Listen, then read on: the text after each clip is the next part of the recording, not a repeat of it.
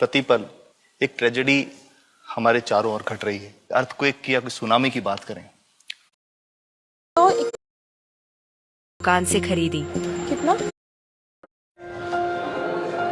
बीमारियों के इलाज में होने वाले खर्च का बड़ा हिस्सा दवाइयों का होता है। हमारी टीम की एक सदस्य ने आमतौर पर काम आने वाली कुछ दवाइयों का एक प्रिस्क्रिप्शन डॉक्टर से लिया। फिर उन्होंने ये दवाइयाँ बाजार में एक केमिस्ट की दुकान से खरीदी। कितना? 2151। और यही दवाइयाँ उन्होंने जेनेरिक मेडिसिन की दुकान से भी ली। कितना हुआ इसका? 354। दवाइयों की कीमत में जमीन आसमान का फर्क दिखाई दिया। राजस्थान में कम कीमत में मिलने वाली इन जेनेरिक दवाइयों की शुरुआत की चित्तौड़ के पूर्व कलेक्टर डॉक्टर समित शर्मा ने।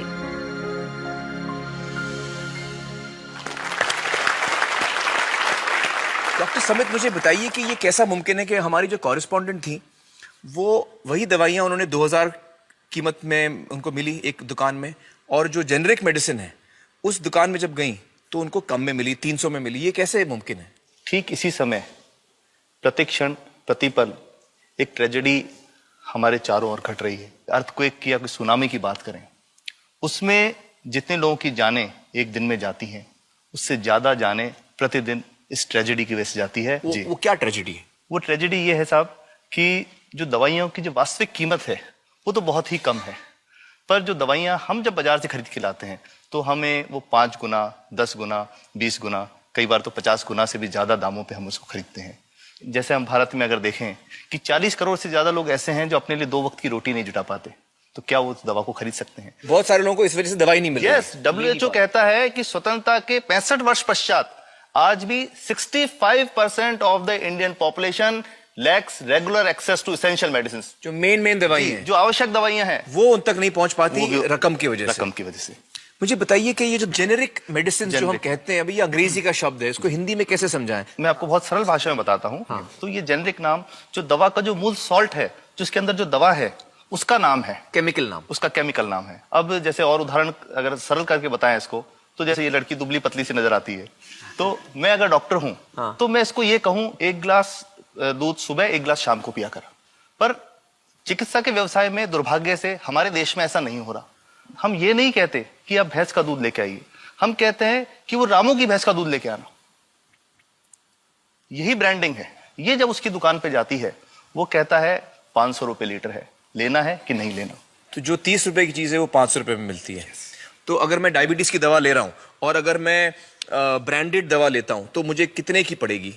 जैसे एक 117 रुपए में भी है, 117 रुपए में मिलती है। और अगर वही चीज हम उसके जेनेरिक मेडिसिन के नाम से लें तो वो कितने की बनती है? वो मात्र 1 रुपए 95 पैसे में 10 गोली मिलती है।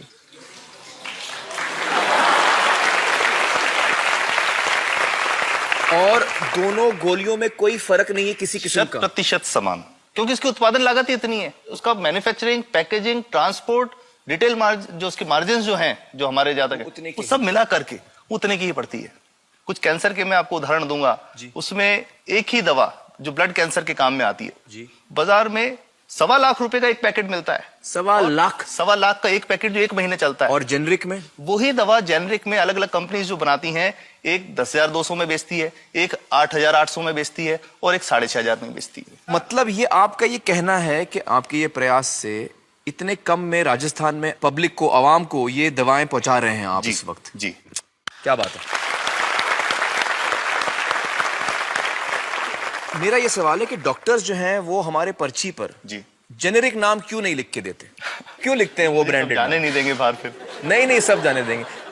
जब एक नया मेडिकल प्रैक्टिशनर जब प्रैक्टिस शुरू करता है तो उसके पास जो कंपनी के जो मेडिकल रिप्रेजेंटेटिव्स होते हैं, सेल्स बढ़ाने का उनका काम होता है, मार्केटिंग प्रिंसिपल के हिसाब से सेल्स एजेंट होते हैं बेसिकली। फिर वो कहते हैं साहब आप हमारी जो दवा है यही लिखना, ये बहुत बेहतर दवा है, इससे मरीज ठीक होगा। और उनको डॉक्टर्स को लिखने के लिए उनको प्रेशराइज किया जाता है, उनको टेम्प्ट किया जाता है।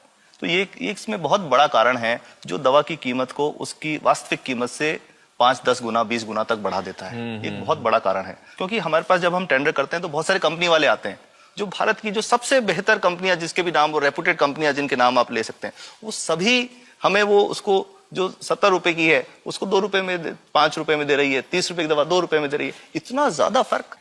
तो कंपनी तो दे सकती है और देना चाहती है और हमें देती भी है इतनी कम दामों में, हमें दे रही है ना, ये संभव तो है। अच्छा मैं आपको बताऊंगा कि भारत से हम लगभग 45,000 करोड़ रुपए की जेनरिक दवाइयां प्रतिवर्ष विदेशों को निर्यात करते हैं। आप भेजते हैं दुनिया भर में जेनरिक, ये जो सस्ती दवाएं हैं आप विश्व भर में भेजते हैं, विश्व और हमारे लोगों को नहीं मिल रही। हमारे देश में महंगी है, हमारे देश में महंगी है, और अगर ऐसा है तो हमें कोई ईस्ट इंडिया कंपनी की जरूरत नहीं, हम वापस उसी दिशा में जा रहे हैं। आपने जब ये शुरू किया तो आपको कोई रेजिस्टेंस फेस करना पड़ा राजस्थान में? देखिए जो प्रयास हम कर रहे हैं ये बेसिकली धारा के विपरीत बहने का एक प्रयास है जी।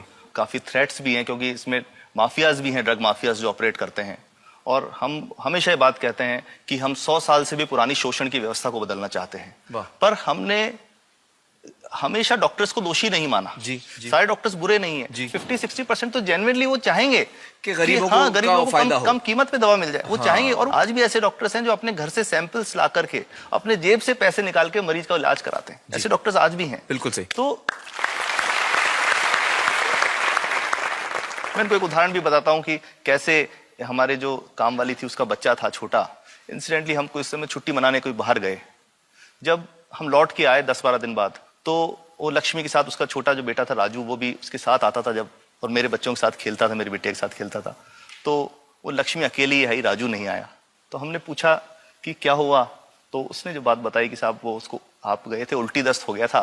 उल्टी दस्त की बीमारी के लिए वो जब दवा लेने गई तो केमिस्ट ने उसको कहा कि इसके तो 400 रुपये लगेंगे। तो उसने कहा साहब मैंने खूब मांगा, मेरे पास 400 रुपये मुझे नहीं थे, और मेरा बच्चा रात को ही उसको दस्त आते रहे, वो खत्म हो गया।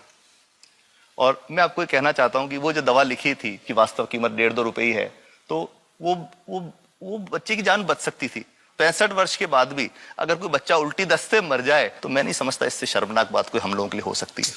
और सबसे बड़ी बात कि इसे आसानी से बदला जा सकता है। हमें सबको एक समन्वित, एक संगठित प्रयास करने की जरूरत है। ये तो कुछ भी नहीं है, कोई नई फैक्ट्री खोलनी नहीं, कोई नई दवा नहीं बनानी, ये